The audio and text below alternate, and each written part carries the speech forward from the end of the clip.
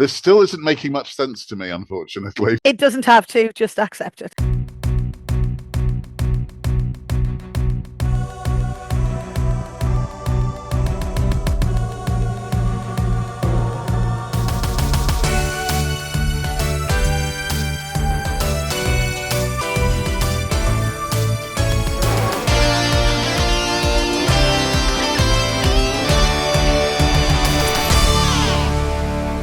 Welcome, listeners of Illusion to Temporal Discussion, the episode-by-episode Nightmare Retrospective podcast. It's time for this series news episode, when we discuss news articles that occurred between Series 4 and 5 of Nightmare's original run.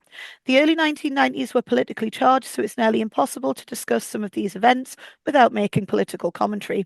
You may disagree with us on many of the topics under discussion, but that is fine.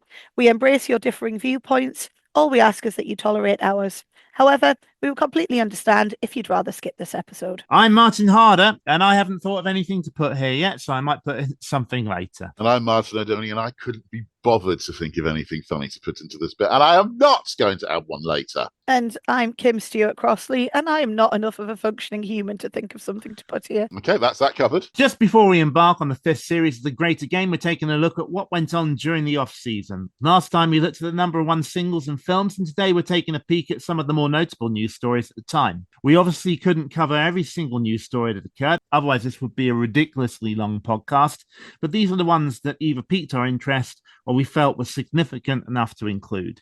Temporal Discussion. Bringing you the latest news from 1990. Obviously, we start in December 1990, don't we? And we start on the 22nd of December, very next day after Nightmare Season 4 ended. No causal relationship between these events, I should mention. But as the Americans would pronounce it, Leech Walliser, or Lech Walesa, took the oath of office to become the president of the newly democratic Republic of Poland.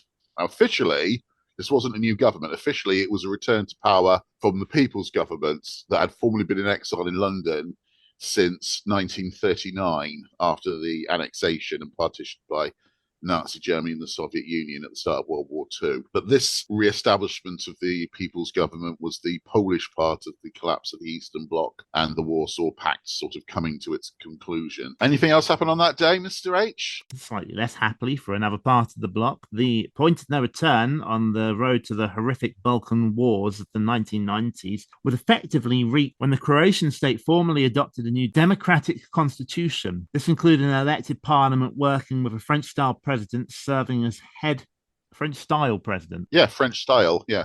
They were copying the French constitution, so the presidency was made to match that. A French-style president serving as head of state.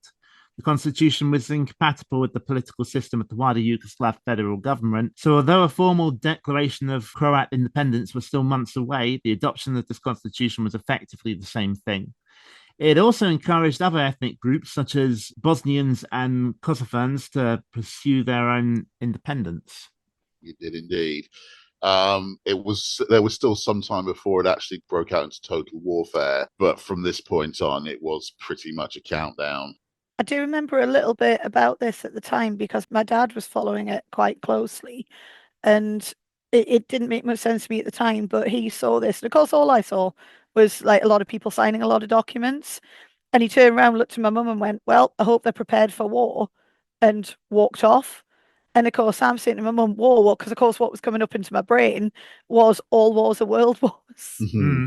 Because I was a kid and that was what I'd been taught. And my mum was like, it's okay, Kim, you'll be absolutely fine, continue to eat your dinner. But my dad was quite worried. It says something about the way history is taught in this country, that, doesn't it? The Serb-dominated administrators in Belgrade, especially Slobodan Milosevic, they were dead set against the breakup of the Yugoslav Federation.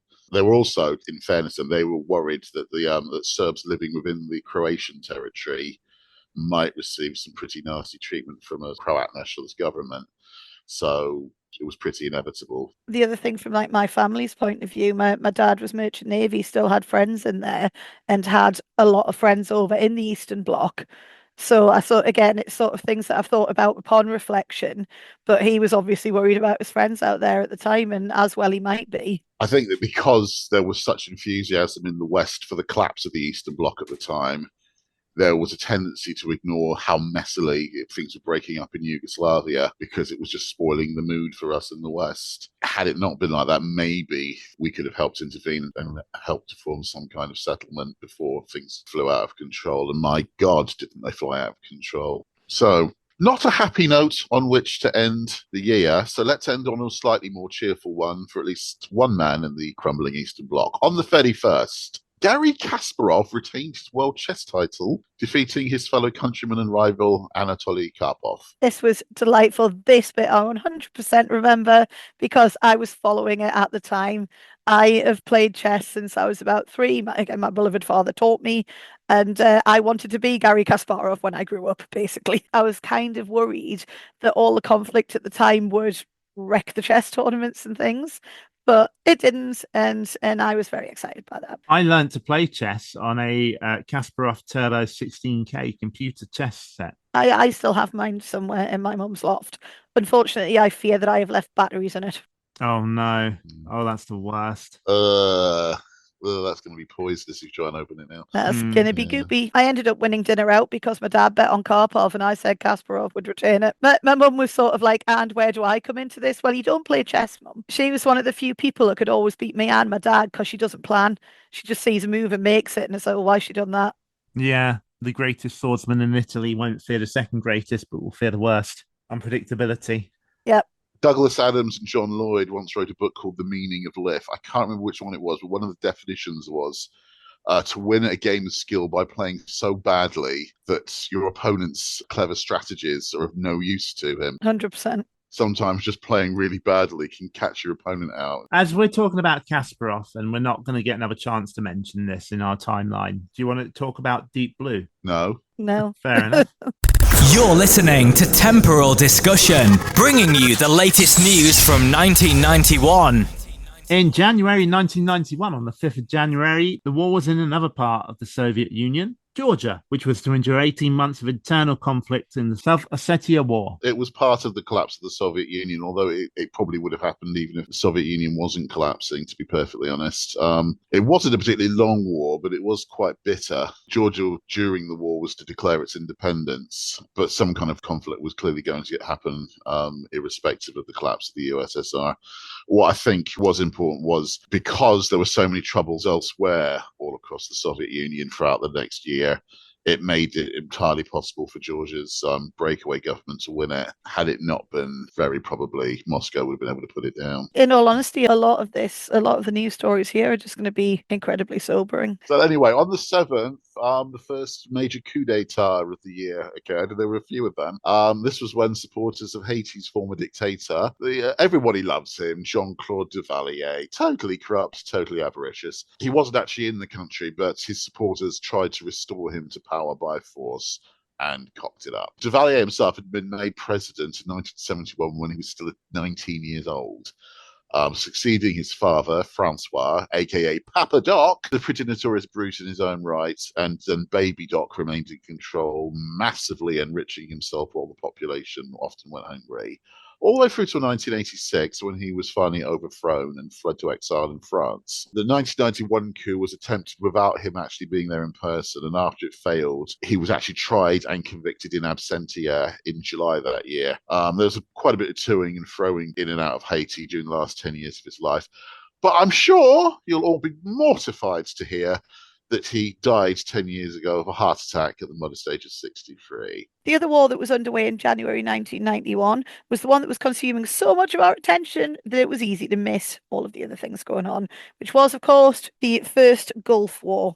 The United Nations imposed a final deadline for Iraqi forces to withdraw from Kuwait on the 15th, and to put it as Neville Chamberlain would have, no such undertaking had been received. So Saddam Hussein was trying to look tough, and his forces were found wanting. Operation Desert Storm began with a series of bruising airstrikes, mainly by US and British jets on key sites in Baghdad and other major cities. Saddam Hussein just always tried to be Billy Big Balls no matter what the situation. To be fair to him, in some ways that's the way you've got to rule in geopolitics, and especially in that part of the world. You've got to keep people afraid of you a little bit if you don't want to have a war. Probably more so in the 90s than now, in fact. The tactics he used during the war were exceptionally dirty. So nobody should defend Saddam over that side of it. The very first thing he actually did once the war had been declared was an exceptionally dirty trick. This large alliance of countries lined up against him included a number of Middle Eastern countries such as Saudi Arabia.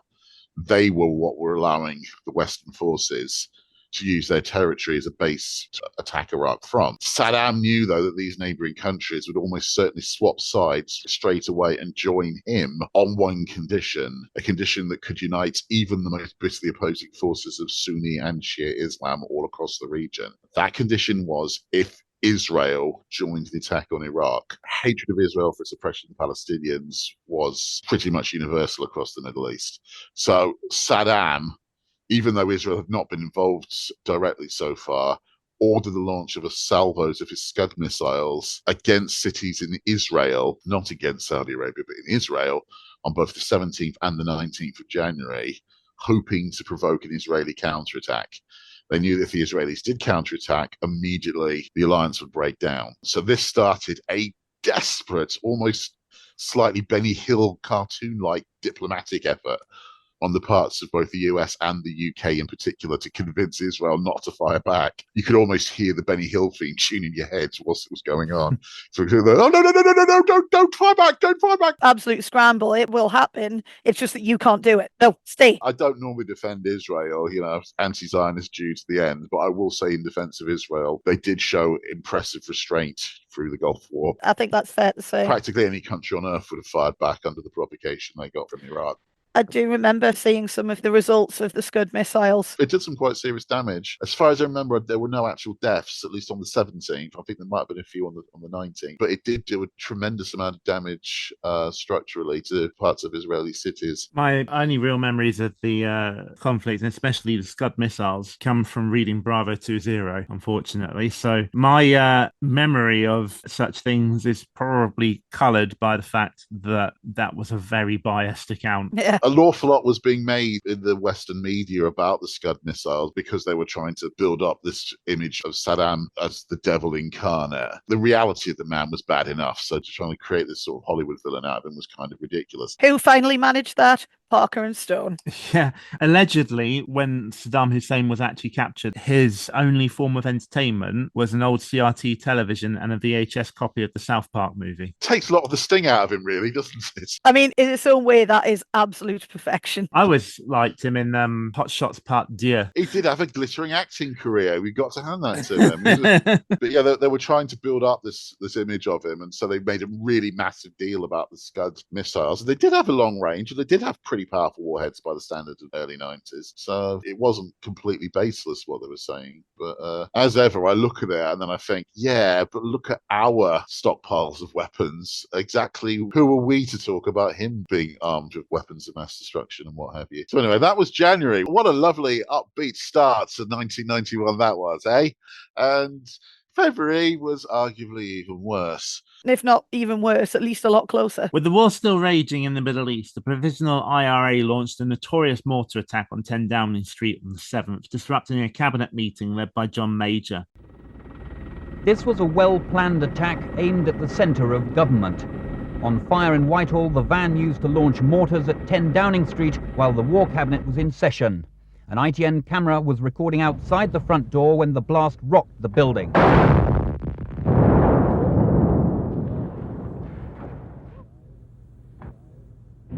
Over the top of the building, a plume of smoke from the blast. One mortar landed in the garden of number 10 and exploded, blowing a deep crater in the lawn and smashing dozens of windows. The other two failed to go off. 2 men were seen running away from the van, which appears to have been stopped on a precise spot to launch the bombs. There's no doubt this attack had been well planned. The mortars aimed at a precise angle through a hole cut in the roof. Finding that spot would have taken weeks of surveillance. On the 18th, bombs exploded at Paddington and Victoria stations. These attacks are the primary reason why it is much more difficult to get entry to Downing Street now than it was in the 1980s, thanks to much stronger security. It is also widely assumed that the Downing Street attack was the catalyst for the Tories' unexpected openness to negotiate a new, more democratic solution for Northern Ireland, following decades of stubborn and heavy-handed resistance under Ted Heath and Margaret Thatcher. Absolutely. For years and years and years. Ted Heath was the Prime Minister responsible for Bloody Sunday, for heaven's sake. He had a terrible attitude towards Ireland. Margaret Thatcher's was little better, and she was constantly saying all the time, I will not negotiate with the IRA. I will not negotiate with the IRA. Suddenly, the IRA showed they can actually target the centre of government itself, and John Major's government said, maybe we should talk to them after all. Mhm. If you'd done that in the first place 20 years earlier, you could have come to negotiated settlement anyway. Most of the violence wouldn't have happened. This lie that our governments always say that they never negotiate with terrorists, it's rubbish anyway. Sooner or later, you're going to have to sit down and talk to them, because otherwise they're going to keep coming back. Yeah. I'm not in any way endorsing the tactics of the IRA. I'm just being pragmatic about it. It's what they did. When they started talking with the IRA, progress started being made. By 1998, we had the Good Friday Agreement. And it's because we were prepared to sit down and talk to them and negotiate with them. On to the 22nd of February. And actually, this could have been a really positive bit of good news to really brighten the year. And yet. And yet, guess which countries buggered it up? The British and the Americans. The Soviet Union actually succeeded in securing a ceasefire agreement with Saddam. That took some doing. The Iraqis were overwhelmingly losing the war, but the idea of getting him to agree an actual ceasefire was looking incredibly remote even at this point. But the Soviet Union, give them their due, they managed to come up with an arrangement that should have been fine for everyone on all sides. But, surprise, surprise, the US and the UK rejected the deal. I think mainly because they just didn't want the Soviet Union to get the credit. It wasn't even considered at that point, was it? As far as I know, no, they just said no. Until Iraq withdraws from Kuwait, the war will continue. End of discussion. As far as I can remember, the actual details of the deal weren't even discussed at all. Aren't we nice in the West? Yes, so nice. So that could have been a bit of good news. But the British and the Americans, of course, wouldn't having none of that. Still, it did brighten not long afterwards. Saddam announced the withdrawal of soldiers from Kuwait, citing the depletion of most of Iraq's conventional weapons. Can I just cut in there? He didn't cite that. I don't know why Mr. H has reworded this in such a terrible way. Blame Grammarly. Oh, was it Grammarly? There. He didn't cite it. It was clearly due to the depletion of Iraq's ammunition, conventional weapons. They'd lost a huge amount of their resource very, very quickly. A number of their weapons sites and a number of their factories had been blown to bits by Western airstrikes. In fairness, most people would say that is citing that. Yeah. That's us citing it. That's not them citing it. That's definitely not Saddam citing it. He would never admit that his weapons supplies had been depleted. He would carry on bluffing right up until the day that he was deposed. Deposed and captured and everything. He was just always Billy Big Balls. But also the Iraqi soldiers set fire to the Kuwaiti oil fields on the way out. This was on the 26th, by the way, everybody. It was. It took, I think it was 9 months to put the fires out of the Kuwaiti oil fields. It did enormous environmental damage. And then on the 27th, American President George Bush declared victory in the Gulf War. A peace conference was organized and both sides negotiated and signed a ceasefire agreement. At the summit, Iraq was granted permission to fly military helicopters on their side of the interim border, ostensibly for government transit because of the damage done to civilian infrastructure. These helicopters, along with much of Iraq's military, were quickly sent to combat a southern uprising. American US forces began to leave Iraq on March the 10th. One of the things that really morally stains the coalition completely is what happened in the immediate aftermath of peace. There was an uprising by the Kurds. One region of Iraq, there's a little band around the 4 countries where the Kurds are the dominant local population. They rose up against Saddam, assuming the coalition would intervene on their side. And instead, the coalition intervened on Saddam's side and helped to gun down the uprising. So that remains an enormous stain on principally the Americans, but basically on the whole coalition. They basically led the Kurds to believe that if they rose up, they would get full support for it. But that was before Saddam had agreed to withdraw from Kuwait. Once he'd withdrawn from Kuwait, they decided, you know what? It will cause chaos if Saddam's removed. So they shot down the Kurds without warning. At this point, we are into March, and one happy thing has happened, and it was the chess game. Yes. Does it get any better in 1991?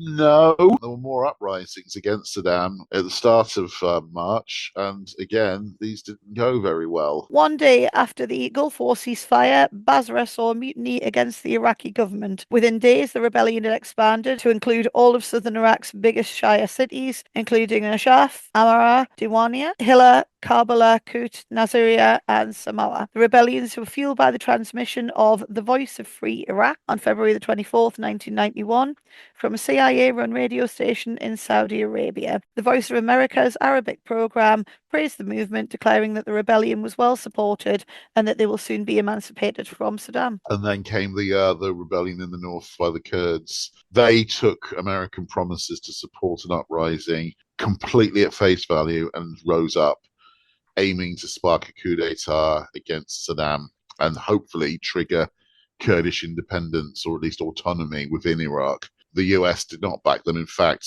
as far as we know, the US intervened against them, and Iraqi generals were still loyal to Saddam, wiped out the Kurd and southern uprisings, took hundreds of rebels into very, very painfully tortured captivity. And I can understand the argument against bringing Saddam down. We've seen the consequences of doing that after the second Gulf War. Iraq was turned into a haven of terrorism because there was nobody there to enforce the law and keep things under control. So the chaos was seen as something that needs to be avoided. But at the same time, it was such a betrayal because just a couple of days before Saddam withdrew forces from Kuwait, they had made this promise that two rebel groups in Iraq that they would get full support if they rose up. And then the rug's pulled out from under them. I think that is an enormous moral stain on America, on Britain, basically on the entire coalition. Here is genuinely happy news, although it still leaves a very, very bitter taste in the mouth. On the 14th,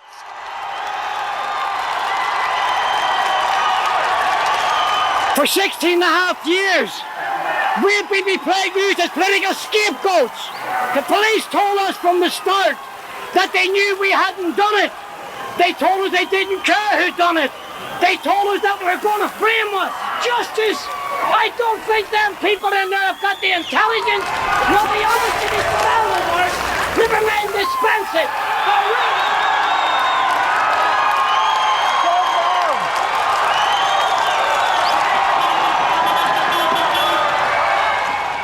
The Birmingham Six were 6 Irishmen who were wrongfully convicted of an IRA pub bombing in 1975 and spent every day since then in prison.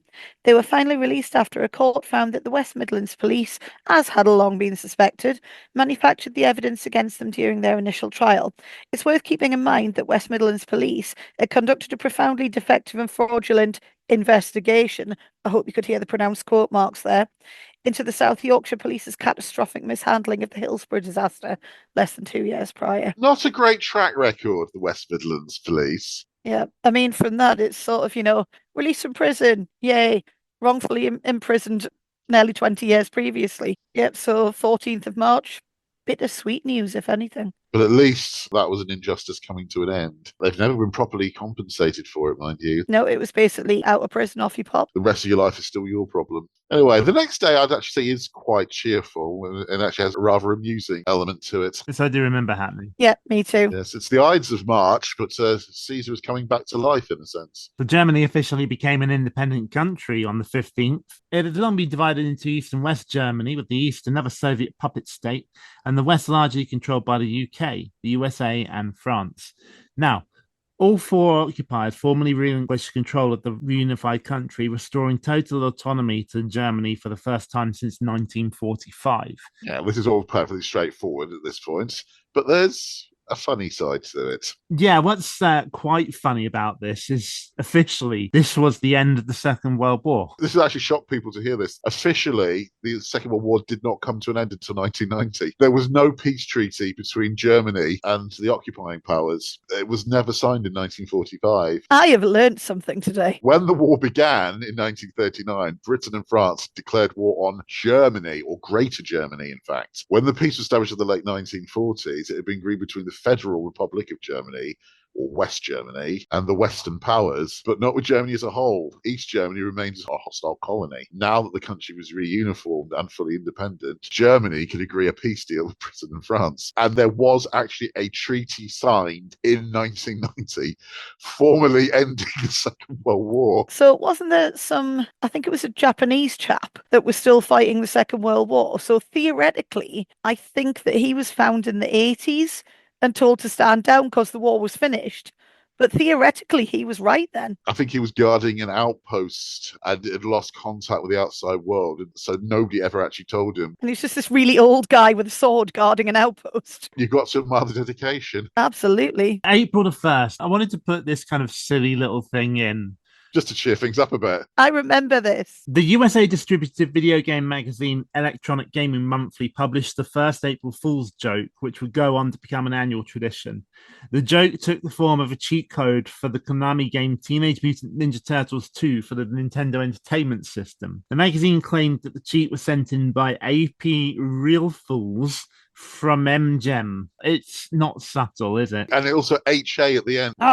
Yeah, that's the state abbreviation. The cheat claimed that it was possible to play as Simon Belmont, one of the protagonists from Konami's popular Castlevania franchise, by resetting the console 5 times, then at the title screen, pressing up and A 4 times, down and B 3 times, left and select twice, and right and A once on controller 2. Then the readers were advised to pick up controller 1 and press up, down, left, right, B, A, select, up, down, left, right, B, A, select. The magazine said that if the player had entered the code correctly, they would hear a whip-slash sound effect and Simon's head would appear. If the code didn't work after 10 attempts, the magazine advised readers to check the name of the person who sent the cheat in again. What actually happened after you've done all that was you get a message up on the screen saying, you have a damaged controller on your console. Yeah. Well, if you didn't beforehand, you will now. There were a few UK magazines that were known for doing April Fools. I can't believe people fell for them. That's the thing. I remember me and my friend trying to get this blood code for the Super Nintendo version of Mortal Kombat to work. But one of the things you had to do was to tape a penny to the top of the cart to fool the Super Nintendo to thinking it was a different version. Yeah, I know so many of my friends that tried that. And every time we're like, what are you playing at? Tried so hard to get it to work. You realise how much these consoles cost. My friend's brother, because he wasn't sure whether the sellotape was adding more weight, super glued the penny. And his dad was like, why have you done that? And secondly, where the hell did he get super glue from? Like the penny, no pun intended, the penny finally dropped on that. Like, where's the super glue now? What have you done with it? Well, shall we talk a little bit about April Fool's joke? Oh, all right, go on. One of my favourites was the BBC's pasta treats. Yes, picking the spaghetti. It isn't only in Britain that spring this year has taken everyone by surprise. Here, in the Ticino, on the borders of Switzerland and Italy, the slopes overlooking Lake Lugano have already burst into flower, at least a fortnight earlier than usual. But what, you may ask, has the early and welcome arrival of bees and blossom to do with food? Well, it's simply that the past winter, one of the mildest in living memory, has had its effect in other ways as well. Most important of all, it's resulted in an exceptionally heavy spaghetti crop. The last 2 weeks of March are an anxious time for the spaghetti farmer. There's always the chance of a late frost, which, while not entirely ruining the crop, generally impairs the flavor and makes it difficult for him to obtain top prices in world markets.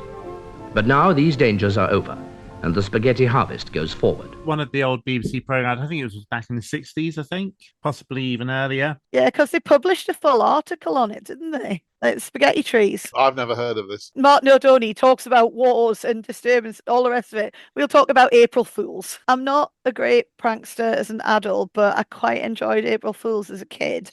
And I think the epitome that I managed, me and a bunch of my friends in middle school, sorry, I'm a slightly posh northerner, I had a middle school. Don't know if you guys did. I had a middle school. I had a middle school, There we go.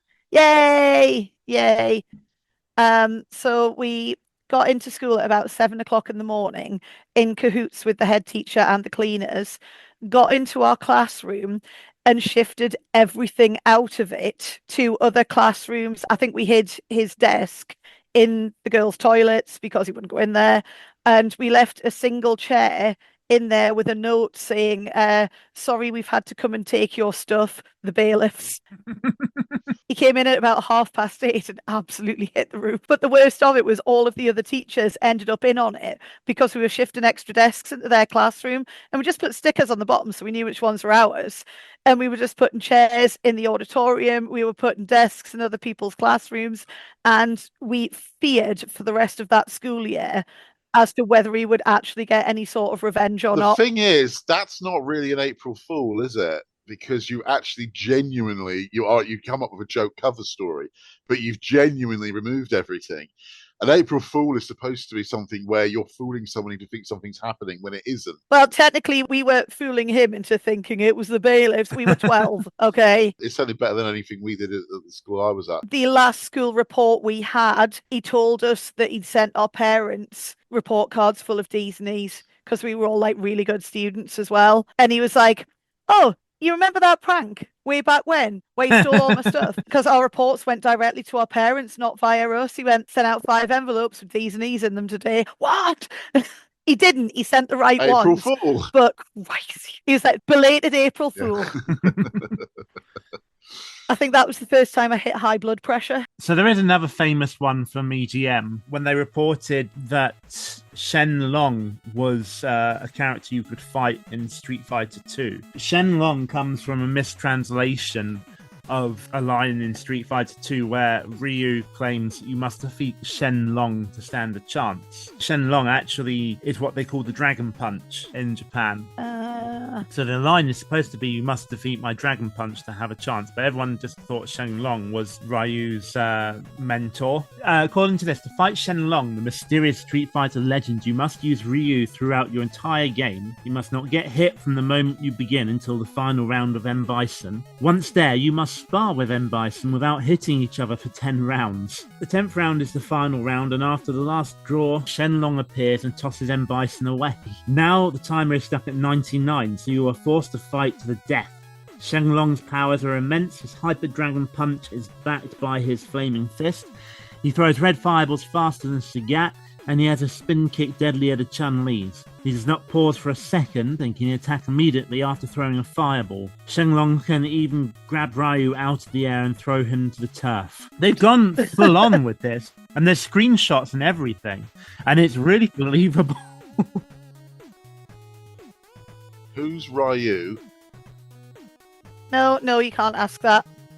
I'm sure some of these ended up backfiring at the end because obviously was it Mortal Kombat 2 where you did actually have the Easter eggs and the secret character, and everyone's like, no, not even tried for that, sorry. Yeah, the character Ermac in Mortal Kombat was believed to be a secret character in the first Mortal Kombat game, but it was actually just an error code. Literally meant error macro. Yep. Yeah, and Shen Long did become a character in future versions of Street Fighter as well. On the 2nd, in the Soviet Union, government-imposed prices increased the cost of consumer products by 2 or 3 times. Practically overnight, really. The ruble had descended a third in value. There was a problem that the Soviets had basically been pushing a can they'd been kicking down the road for about 20 years, which was by keeping price controls in place so people were paying the same for a loaf of bread in 1990 that they'd been paying in 1970. It was creating an inevitable shortfall in goods because you're disguising the devaluation, but the ruble is becoming less and less valuable. It becomes harder and harder to import goods with it. It was creating a gap in the market.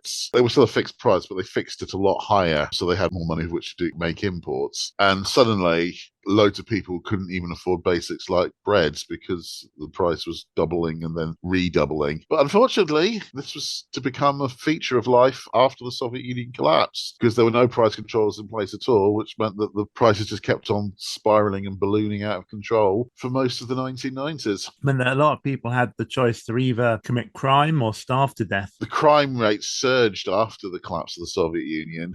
partly because the mafia was now basically the government to a very large extent. The government had control of the Kremlin, but in the real society, it was actually the mafia that was running wide stretches of Russia. They came up with a voucher system for people to claim their share of the newly privatized companies all over the country. But because food was becoming so expensive, people would just sell their vouchers at the first offer so they could afford to buy bread. And it meant a tiny number of people soon had all these vouchers, which means effectively they had all the shares in these former public companies. And they became immensely rich and powerful, and the private sector in Russia was theirs to control. That's basically the birth of the oligarchs. The third, the UN Security Council adopts Resolution 687, which calls for the destruction or dismantling of all chemical and biological weapons in Iraq, as well as a total ban on ballistic missiles with a range of more than 150 kilometers, which basically put paid to most of the Scuds. It also called on Iraq to stop supporting international terrorism.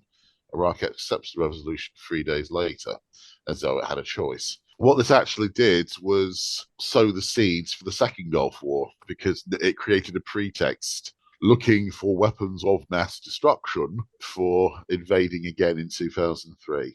Although it wasn't actually a bad resolution itself, it did have unfortunate consequences when the cynics decided to take advantage of it. Because Saddam was importing some pipes into the country. Basically, he was doing his plumbing. Just wanted to change the bathroom up a bit. Did you ever see lists of some of the things that were banned from being imported to Iraq during the 1990s? It was bonkers. Pencils, ping pong balls. Pencils cost graphite, wasn't it? Source of graphite. I can't remember about ping pong balls. Because they were made of plastic, and so they might be melted down to create rubber bullets or something. Might be melted down for plastic things. Or you could just want to play a quick game of table tennis. Apparently, he was linking together a load of PlayStations to make a supercomputer. Yeah, some of the scaremongering was so infantile. I was insulted that anybody thought I'd believe it. And I was shocked when I saw some people actually did believe it. So the circle continues. You've got people that would believe that in this day and age. There were also more serious, stupid blockades, including various forms of medicine. It was really basic stuff as well. Headache pills. You weren't allowed to sell headache pills to Iraq. For goodness sake, what do you think they're going to do with them? What alternative do you have apart from get rid of your headache with it? Like with basic paracetamol or ibuprofen, there's not a lot else you can do with them. Like, it's not like, ephedrine. It's literally cure your headache. It was just spite. It was just pure spite that they were doing it. So I think all the way through, they were following the idea that deprivation causes uprisings. And they thought, if we deprive the people of Iraq of all of these essentials for long enough, they will rise up against Saddam Hussein. It's an awful tactic. It's an ethically lousy tactic. It's also not a very reliable tactic. I see we carry on with the delights on the 4th as well, where a Piper Aerostar propeller-driven aircraft collided in midair with the Bell 412 helicopter over Merion Elementary School in Lower Merion Township, which is a suburb northwest of Philadelphia in southeast Pennsylvania. All 5 passengers on both planes were killed, including the Piper's lone passenger, United States Senator John Hines. On the ground, 2 pupils were killed by falling debris, while 5 others were injured. An inquiry found out that the disaster was caused by poor crew judgment and pilot error in both planes. And the saddest thing about that is that inquiry found out that the whole thing was entirely avoidable. They often are, unfortunately. Isn't it strange how there's no conspiracy theories surrounding that? That's because there was no internet. Yeah, that'll probably be it. But, we still got people today coming up with really rather silly conspiracy theories surrounding 9/11. The thing that hurt my heart the most is the kids being killed by the debris. Just imagine going about your school day, being in the playground, chatting to your mates, playing tag or whatever. And then I genuinely feel like people may skip this episode, not because of differing political opinions, but because it's depressing as hell. Yeah. Please don't. Please don't. They don't want to miss out on the April Fool's jokes, do they? And our scintillating presences, of course. And we've got a slightly more upbeat story on the next one, on the 9th. Because this is the day the Soviet Union finally lost Poland once and for all, when Soviet troops began their withdrawal from Polish territory. Within 3 days, for better or worse, Warsaw's first stock exchange opened for business, which was a sign of complete independence. So a bit of freedom, liberté, égalité, fraternité. Actually, it'll be solidarność. That should things up slightly. There we go. It's not all bad news. On to May. On May the 1st, the MPLA and UNITA reached an agreement on the Bices Accords, I think I pronounced that right, during the Angolan Civil War. These accords, also known as the Estoril Accords, established a multi-party democracy in Angola under the supervision of the UN's UNAVEM2 vision. On May the 31st, 1991, President José Eduardo dos Santos of the MPLA and Jonas Savimbi of UNITA signed the deal in Lisbon, Portugal. UNITA declared the official results of the 1992 presidential election rigged, and, of course, the guerrilla fight resumed and the Angolan Civil War was carried on as before. And they're still suffering terrible consequences of that failure today. So we're back in the bits of Great Depression again very quickly. Still, let's have another bit of good news to cheer us up again on May the 15th. As this is a successful one for women to triumph against the glass ceiling, I think Kim should read it. Kim was going to because Martin Hodder is eating a sandwich. That's it. That's the other reason why you should do.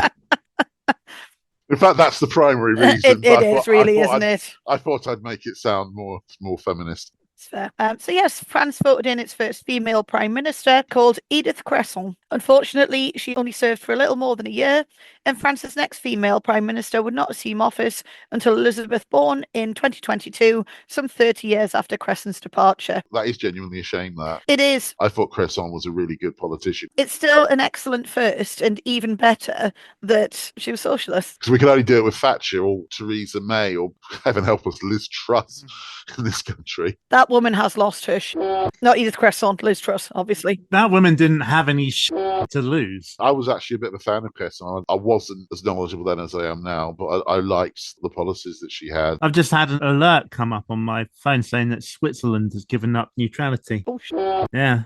You're listening to Temporal Discussion, bringing you the latest news from 2024. Well, the reason was because it doesn't really matter anymore, does it? The European wars appear to be over. Mm-hmm. They might end up regressing it in the long run, though. Right.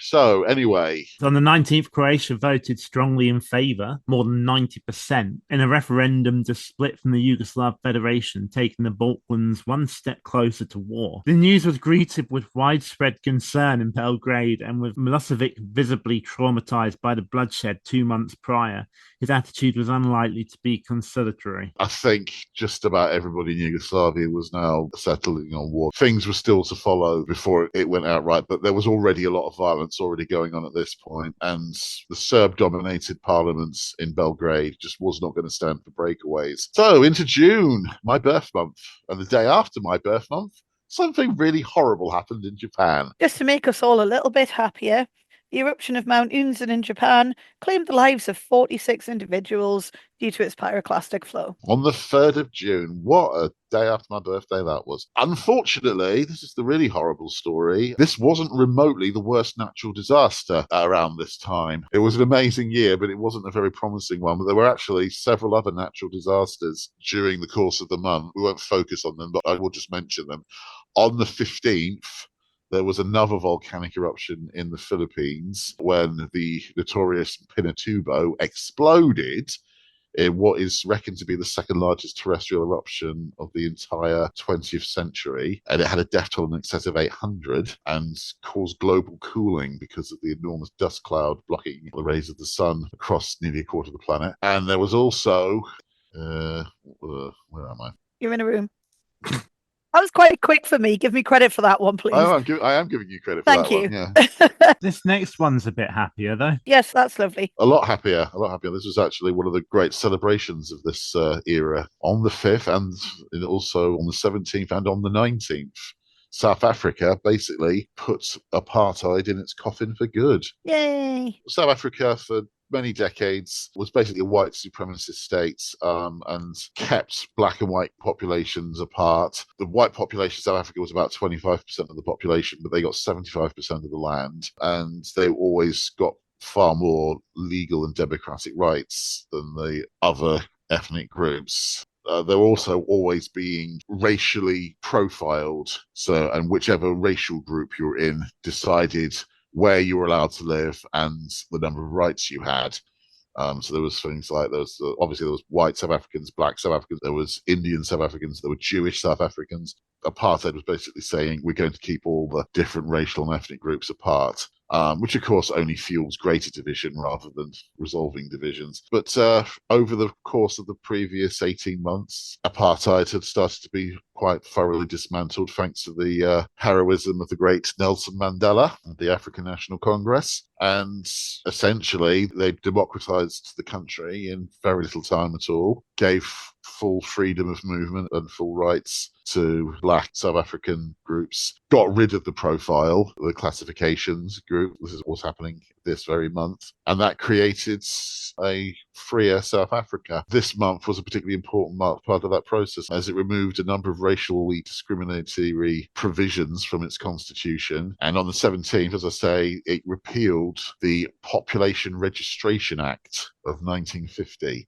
For the previous 4 decades, that had been requiring racial classification at birth for everybody born in South Africa. So basically, your pathways were immediately restricted from birth by which classification you were given. So with the removal of that, the single biggest obstruction to a free life and freedom of choice, freedom of movement was taken away, and basically secured Nelson Mandela's total victory. It's nice to hear a story of a political figure who's actually doing something for the good of the people. Mandela wasn't perfect. As president, he made some mistakes. And I also think his attitude towards the behaviour of the Zimbabwe government towards white farmers was appalling. Robert Mugabe started turning troops on white Zimbabweans. He was just doing an inverted form of apartheid. Mandela refused to criticize him for it. He wasn't perfect by any means, but he was, undoubtedly one of the great figures of the 20th century. So that cheered things up a bit. Yeah. Hey! And the next thing, although it's whether it's particularly good news or not, is debatable. Let's go with it was a thing. It was certainly a significant event, though. With the Soviet Union clearly starting to break up, the various non-Russian republics were starting to move away, it was realized that Russia itself was going to need to start looking at how to govern itself as an individual republic. And so the idea was brought in for Russia to have its own president out with the Soviet president. The president of the Soviet Union rules the USSR as a whole, but each individual republic would now have its own president, which would govern internal affairs. And Boris Yeltsin was elected the Russian SFSR leader, as it were, beginning his term on the 10th of July. But it was on this day, the 12th, that he was formally elected. And that was a real pain in the backside for Mikhail Gorbachev, the Soviet premier, because he and Yeltsin could not stand each other's guts. Yeltsin had been fired from a job in the Communist Politburo in 1988 by Gorbachev. And ever since then, Yeltsin had been trying to bring him down. Really, actually quite petty and personal of Yeltsin. And becoming president of Russia was the ideal way of doing it, because now he could do all sorts of policies within the Russian Federation that basically pushed against what Gorbachev was trying to achieve as a Soviet leader. Gorbachev would be trying to pull Russia in one direction and Yeltsin would be trying to push it in the other direction, and it created an awful lot of logjam, which really made life very difficult for Gorbachev. He and Yeltsin couldn't stand each other. They really couldn't. It wasn't actually bad news in and of itself, but it probably did play a role in causing a certain event in Moscow a couple of months later. Anyway, after that cheerful note, let's get back to the war in Yugoslavia. Another cheerful note. Yes. So this was the 25th of June. Basically, this was the start of the real hostilities. This was basically the point when the first of the Balkan Wars began. Thankfully, it was a brief one. Just under 100 people were killed in it. But even so, that's 100 more deaths than should have been. And it in no way prevented the other wars that were to follow. The Croatia and Slovenia independence declarations, they kicked it all off, wasn't it? Basically, yeah. On the 25th, Croatia and Slovenia both announced that they are becoming independent from Yugoslavia, and that makes the full-scale war unavoidable. Milosevic is just not going to have it. So on the 27th, there was a brief skirmish between the Slovenian Territorial Defence Force, as the new government is calling it, and the so-called Yugoslav People's Army. This skirmish is basically a standoff with occasional potshots for the most part. but it carries on for 10 days and it becomes known as the 10-Day War. Slovenia, insofar as there was any decision at all militarily, were the winners.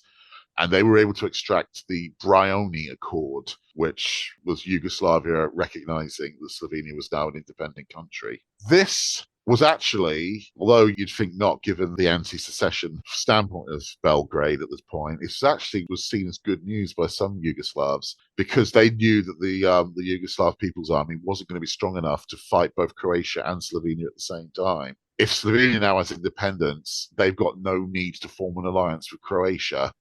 Therefore, they will probably stand their army down and just defend their own borders. That means we can fight Croatia one-on-one, and we've got a better chance of winning that. So in many ways, it actually made the continuing wars even likelier. It was hoped that it would lead to more negotiations rather than confrontations. But Milosevic didn't want that. He was taking an extremely intransigent stance on that. Another one who was taking a nasty stance on that was the Prime Minister of Yugoslavia, Ante Markovic.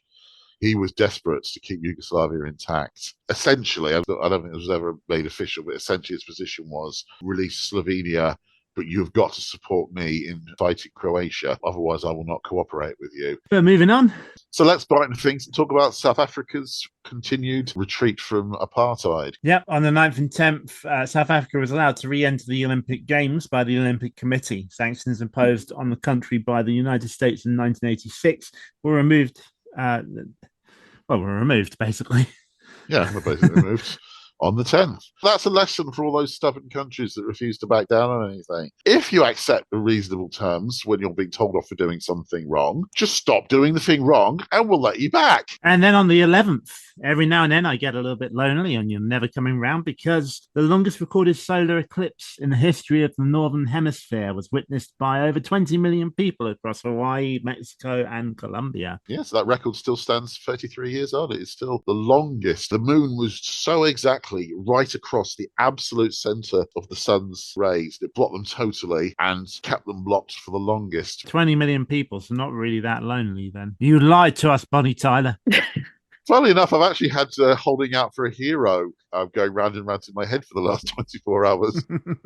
I play quite a lot of Just Dance, and the version of that is on there is fantastic. It's basically a luchador wrestler that you have to follow while dancing to Holding Out for a Hero. It's brilliant. On the 16th, Mikhail Gorbachev, as Soviet president, attended a G7 summit in London to ask for what we desperately needed, which was economic aid, because otherwise the Soviet Union economy was going to collapse completely. He spent days delivering speeches explaining what he needed and why he needed it and why it was in everybody's interests, which it was, to back him. And then the G7 countries went away and conflabbed about it for about 7 or 8 minutes, and then came back and told him, carry on with what you're doing. We really like it. You're doing the right thing, and we're not giving you anything to help you with it. What happened next, literally a month later, should have been so predictable, and yet everybody was taken by surprise by it. We'll come to that shortly. This isn't actually drastically depressing news, but it is maddening. So much has gone wrong in Russia ever since then. Right up to Putin's time, and including Putin's time, could have been avoided if they'd just given the Soviet Union the help that was needed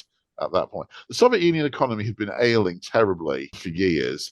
The biggest single factor in that had been Chernobyl, which had basically taken away the power supply for all of the Western republics, and had also the resources it required to contain the fallout was just absorbing so much wealth from the Soviet economy. With little option left for the Russian president, Gorbachev and George Bush signed Can I just stop you there? Can I just stop you there? First, you didn't give the date again. I did not. It's because of how my notes are. Okay, right. Okay, but it's the 31st. I'm a noob. Also, that was Mr. H's mistake again. He's not the Russian president. He's the Soviet president. I did send an update. The Russian president is Yeltsin at this point. I think I've got the Soviet updated president is Gorbachev. No, right, I'm going to try and make this a bit smaller. I think I just said, update your own. I said, yeah, I sent that correction to him after he sent the update. No, it's my bad for not sending out the... It's your bad for not knowing the difference between the Soviet Union and Russia, ignoramus. Oh, I tried to make it a bit smaller and scroll back up to February. We've all done that. Carry on. I'm going to go and sort my notes. Okay, I'll read it.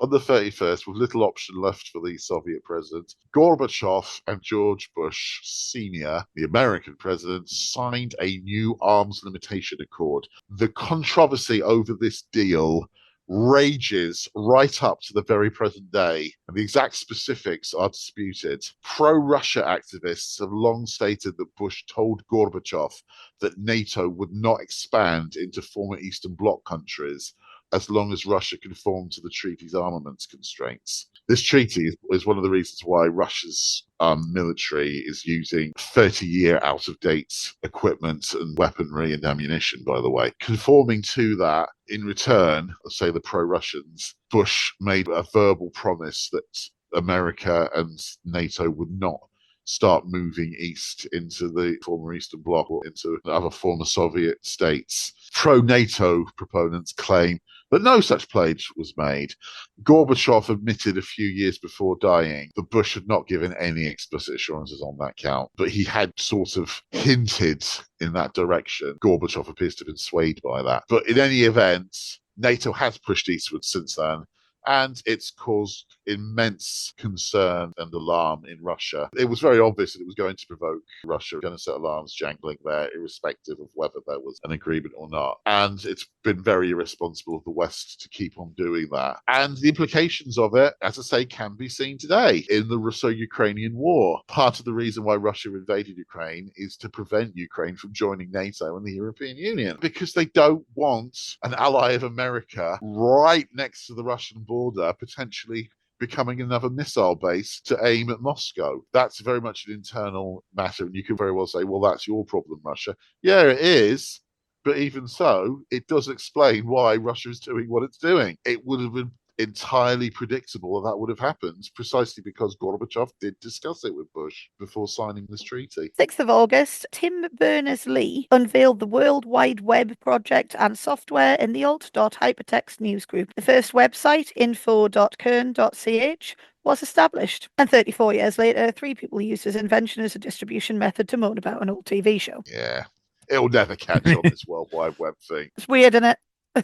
By 1999, the internet had become enormously dominant. The actual really big turning point was about 97, when there was a massive upswing. That was around the point when most companies started creating their own websites and started selling using the internet. And suddenly by 1999, everything was on the internet. That was an incredibly quick turnaround. The project sort of basically starts being implemented late in 1991, and suddenly by 1999, it's taken over the world. Well, it's the Gen X thing. The whole defining characteristic is the fast developing technology and the fact we were genuinely abandoned by our parents a lot of the time, but mostly fast developing technology. Anyway, we get on to the really big event, the event that 1991 is always remembered for. In many ways, it was the event that gripped the world like no other political event, probably since the Cuban Missile Crisis 30 years earlier. It's known as the Putsch, and it very nearly caused the restoration of the Soviet Union, although not economically. We don't really know what would have happened to it if it had succeeded. Gorbachev had tried unsuccessfully to get fresh economic aid the previous month from the G7, and the G7 had basically refused to cooperate. This was where the consequences came so close to happening, and Gorbachev might have lost his life due to it. Almost certainly every attempt he'd made to reform the country and to democratize it would have been swept away, and there would have been a hardliner government as there had been in Russia since Stalin's time had this succeeded. The events chiefly happened from the 19th of August to the 21st. Gorbachev was on holiday in the Crimea. Guards from the KGB marched in on him at his holiday home and placed him under house arrest. Now, Gorbachev had been elected the USSR's first president, not to be confused with Russia's, in March 1990. He'd been the de facto leader of the Soviet Union as General Secretary of the Communist Party since 1984.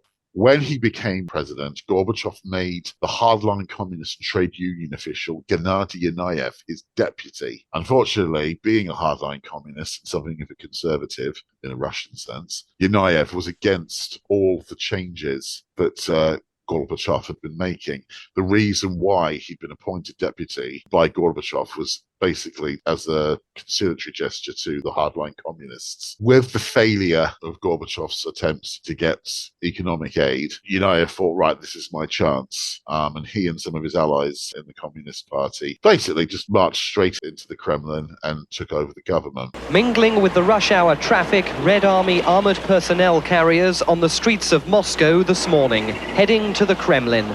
They first moved in at 4 a.m., the first sign of the coup d'etat that removed Mikhail Gorbachev from power. With tanks in Red Square, the official word from the new government, calling itself the National Emergency Committee, was that the architect of Glasnost and Perestroika was too ill to continue in office. A short statement reminiscent of the Soviet Union's past was broadcast by state television. In connection with the failure of Mikhail Gorbachev to carry out the duties of the presidency of the USSR due to his state of health, and on the basis of Article 127, Provision 7 of the Constitution of the USSR, the Vice President of the USSR, Yunayev, becomes acting president as of August the 19th, 1991. By mid-morning, APCs were ringing the Defence Ministry and most government buildings. From many people on the streets, the reaction was one of sheer surprise and resignation. Others pinned their hopes on non-communist politicians to come to the nation's aid. And for the next few days, the world was just transfixed on events in Moscow. Yunayev made the standard unconvincing speech that every coup d'etat makes, where the leader who's being overthrown is said to be standing down due to ill health. I think you've heard that song before, haven't you guys? He then tried to form a new government with loads of inexperienced and uncharismatic henchmen from the Politburo. I believe my dad referred to them as a rabble. They were. The members who carried out the putsch are nowadays seen in modern Russia as a joke, because they say it's just classic, sort of laughing at themselves, say that's just classic Russian politicians. They screw up everything, and that includes screwing up a coup d'etat. The coup d'etat was an absolute shambles because they were a rabble. Thousands and thousands of people were in the streets of Moscow protesting. Gorbachev was not popular. I must stress that. People thought he was making an absolute mess of everything, but they did approve of his attempts to reform both the economy and political freedoms. And they knew full well that Yunayev was going to undo all of those reforms, both the political and the economic ones. I suppose there's an element of like better the devil you know as well. Could well be, but everything that happened over the previous 5 years would just go up in smoke. Yunayev then made a really bad mistake, which is probably the main reason why everybody thinks the putsch was a bit of a screw up. He chose to deploy the Red Army on the streets to try and put the protests down. And that put the Red Army in a terrible position because they had to choose between doing as they were told and firing on their own population. And a lot of the soldiers in the Red Army were very, very uncomfortable with the whole idea. Had he not done that, they wouldn't have been put in that position.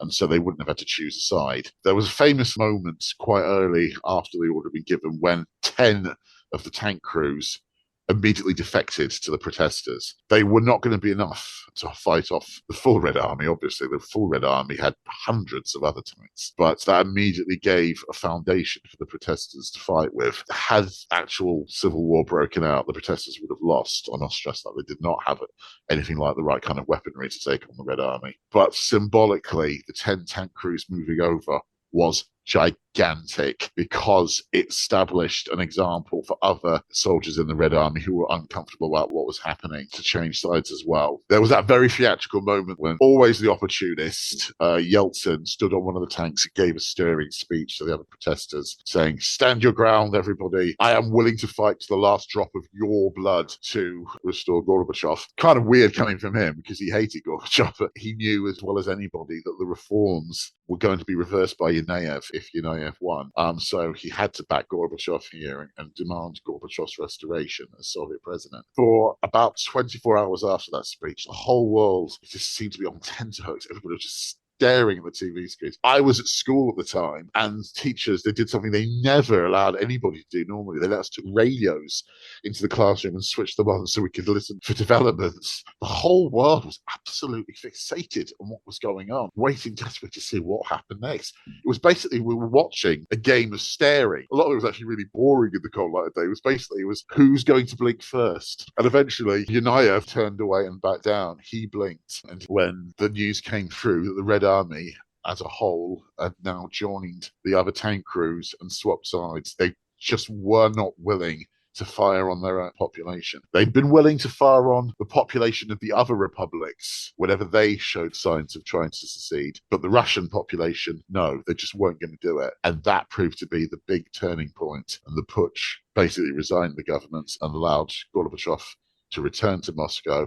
And within a few days, Yanayev and his accomplices were arrested. And if I remember rightly, one of them was put to death, and the others all had lengthy prison sentences. Extraordinarily, by 2003, I think it was, Yanayev was actually given a role in the Putin government. Tells us something about Putin, really, doesn't it? But it was an absolutely extraordinary time. It really was. Apparently, Yanayev, from 1994, when he was pardoned, spent the rest of his life working with the Russian Tourism Administration till his death in September 2010.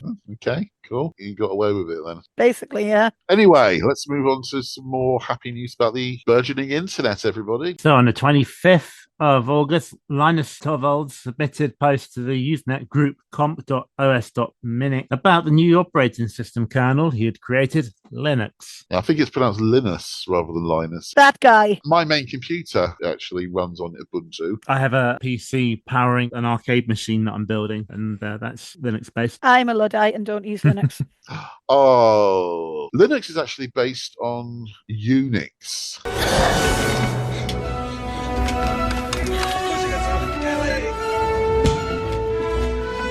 It's a Unix system. I know this.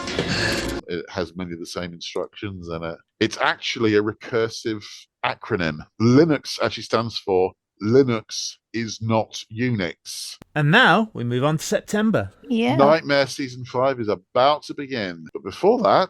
Sverdlovsk was restored to its pre-communist name, Yekaterinburg. Well 2 done. days later, Leningrad was renamed St. Petersburg. The Soviet Union was down in its death spiral. There was all sorts of jiggery-pokery and goings-on that was still to happen. But basically, after this, the last attempts by the Communist Party to obstruct the end of one-party rule were essentially, they were bullied out of the way. Gorbachev pulled a rather clever trick in November, pointing out that dissent is illegal under communist precedent. You guys are dissenting, therefore I'm going to have you arrested. So he was basically using communism against itself. Once he'd done that, that was essentially it. There was a vote held in the Supreme Soviet on the 26th of December, voting the Soviet Union out of existence. That was put into effect at midnight at the start of the 1st of January, and it was replaced by the Commonwealth of Independent States, which still officially exists, but has had no real function since it was founded, really. Yeah. The independent states broke up and went their own way anyway.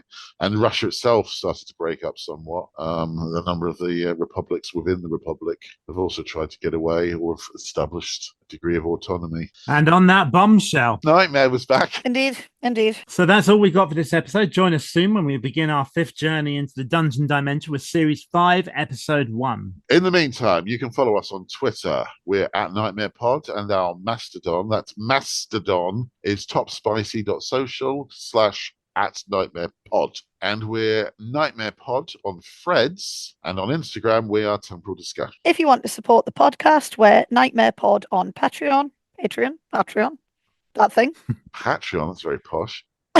Speaking of Patreon, here's a shout out to Keepers of the Book of Quests, David N. Rabbit, Paul McIntosh, Peter Pulsford, and Scott Evans. Advisors, Benjamin Bloom, Dave Thompson, Kim Harder. What a silly surname. Kim Stewart Crossley. I know her from somewhere, don't I? Lord Entropy, where the O is 0. Don't you dare spell that with an actual letter O. Paul Craddy and Peter Sidorn. You keep moaning that I don't pay you, but I actually make Kim pay us. Yeah. And Dungeoneers, Adam Battersby, Peter Corridge, and Dan Heath. And you wonder why I'm always so rebellious. Support us on Patreon at Dungeoneer level or above to get your name mentioned on the podcast. Higher level perks also receive merchandise, have access to exclusive episodes, and if you pledge as a Keeper of the Book of Quests, we'll even offer you the chance to be a guest on the podcast. Our website is nightmarepod.co.uk. If you're looking for Temporal Discussion merchandise, including t-shirts, stickers, and other products, it's at nightmarepod.redbubble.com. You can email us at podcast@nightmarepod.co.uk. And just keep telling yourself, It's only a podcast.